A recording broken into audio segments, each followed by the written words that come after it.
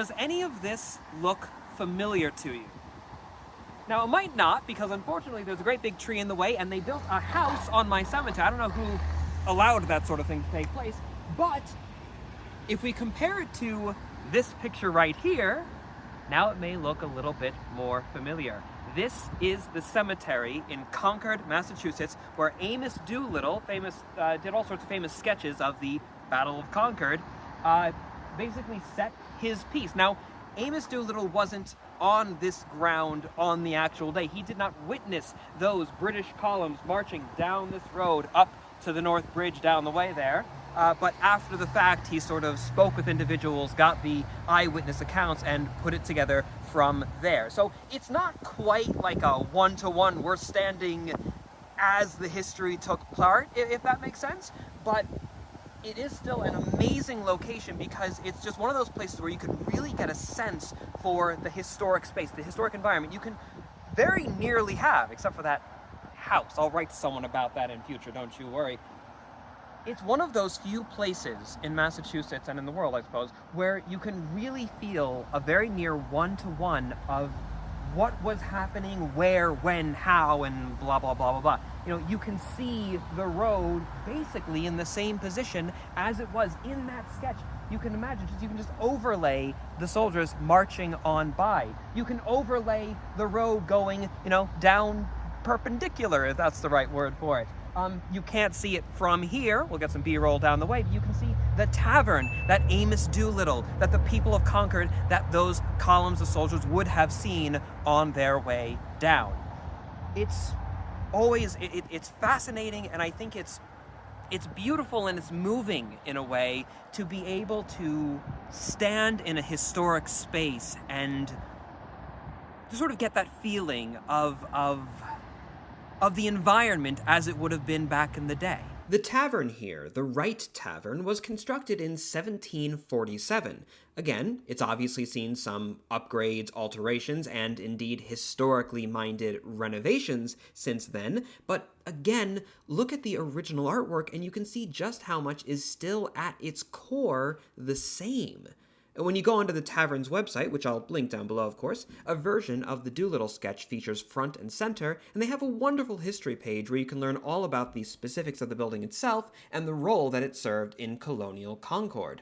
They also offer tours if you happen to be in the area, although I haven't had the pleasure of being on one of those just yet. Oh, and I suppose I ought to mention that the cemetery itself is the Old Hill Burying Ground, a little cemetery, but with town parking just down the way if you're ever inclined to pop by. I think it's well worth it.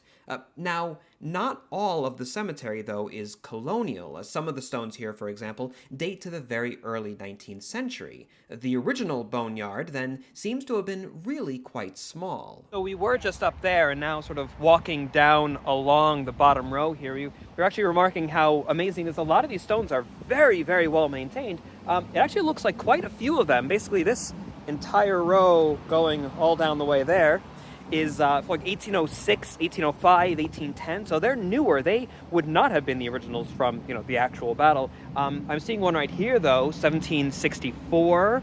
That could very well then be one. I don't have quite the angle that I need, but 1764, the year of the exercise, here after my own heart. I'm sure that Judy would have loved to see the manual exercise. I'm being disrespectful. 1691. Okay, so now as we get sort of further down this way, these are the original stones. I guess these are the old ones. It could very well be that these are some of the stones, and again, presumably the ones further down, that we are actually seeing in the Amos Doolittle sketch. Down to the left there, the road leads to Lexington, today as it did back then. And to the right, plus a few turns here and there, it'll eventually take you to the North Bridge, that fateful spot where a shot was fired and heard around the world. Oh, very dramatic, I know, but, when you're standing on the very ground that's so important, not only to American history, not only to British history, but to world history, and when you can so clearly picture what exactly happened there and how it happened, well, it's a deeply moving experience. It can really help one to feel closer to the past and to appreciate it from the perspective that ultimately matters most, that of the individuals who experienced this history firsthand. And of course, as I mused on such feelings with the friends that I had dragged along to the site, well, I wasn't alone in feeling that way. Here's what one of them had to say, and you might recognize this fellow. Hi, I'm Andy. You might recognize me from Atun Shea Films. I was having drinks with Brandon and convinced him to come out to Concord in the cold to do this with me and go sightseeing. And it's really amazing to stand on this spot because for myself, I can't kind of help but think what it would have been like for residents of Concord in 1775 to see, after such a long period of tension and of political strife, to see columns of British soldiers marching down your street, right? I mean, the modern day equivalent might be something like seeing, just armed riot police marching down your block. And what an intense time, what a frightening time this must have been for these people. It's easy to kind of get caught up in sort of what we think we know about the American Revolution, the sort of mythology either way,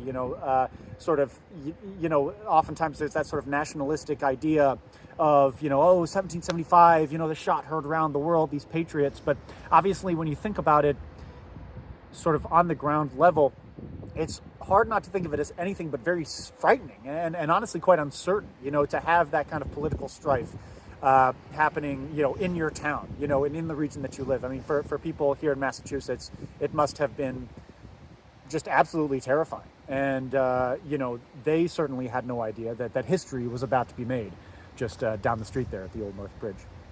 Incredibly well put, Andy, and I agree entirely. I think that this really is just one of the many different reasons why it's so important that we preserve such historic spaces, such historic environments. Because even if they're not drawing in the big tourist numbers, and even if they're not making, a bunch of money for the city or for the state or what have you, well, these places still mean something. They still have a lesson to teach us. They still help us to not only understand the past and connect with it, but also through that understanding, they help us to understand our modern world today.